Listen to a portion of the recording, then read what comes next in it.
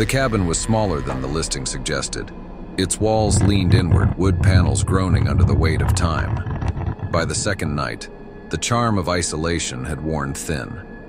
Mia stood at the end of the hallway, staring at the door no one wanted to talk about. It didn't belong. The rest of the cabin had a rustic, lived-in feel, but this door was pristine.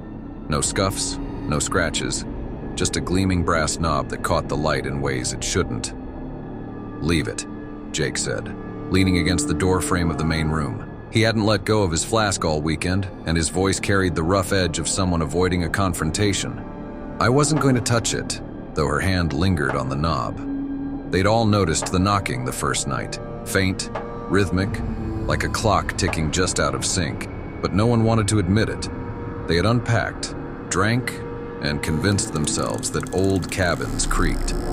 By the second night, the knocking came louder, slower, like it was waiting for someone to answer. Mia woke just before midnight to a sound that wasn't knocking at all, a scratching like nails dragged across wood. She shook Jake awake. "Do you hear that?"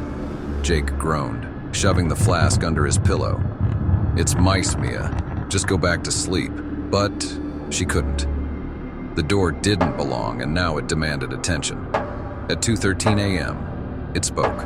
Mia froze, her breath clouding in the suddenly icy air. She backed away, but Jake was already behind her, flask forgotten, crowbar in hand.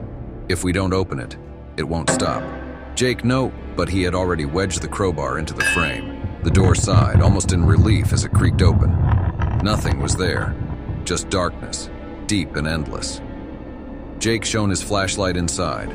The beam swallowed whole, and then it stopped. The light hung suspended, revealing another hallway, identical to theirs. "Mia," Jake whispered. "That's us." She leaned closer and saw herself at the far end of the hallway, staring back, wide-eyed. Not just her, the whole scene. Jake, crowbar in hand, both frozen, watching. But something was wrong. The other Jake moved. Slowly, deliberately, he turned toward Mia, his mouth twisted into a grin too wide for his face. "Close it," Mia screamed. Jake slammed the door shut, the brass knob spinning wildly before locking itself. They stumbled back, gasping. The cabin was silent again. Mia glanced at the door one last time. The knob was no longer brass. It was silver, and faintly from somewhere beyond, she heard her own voice whisper, "Let me out!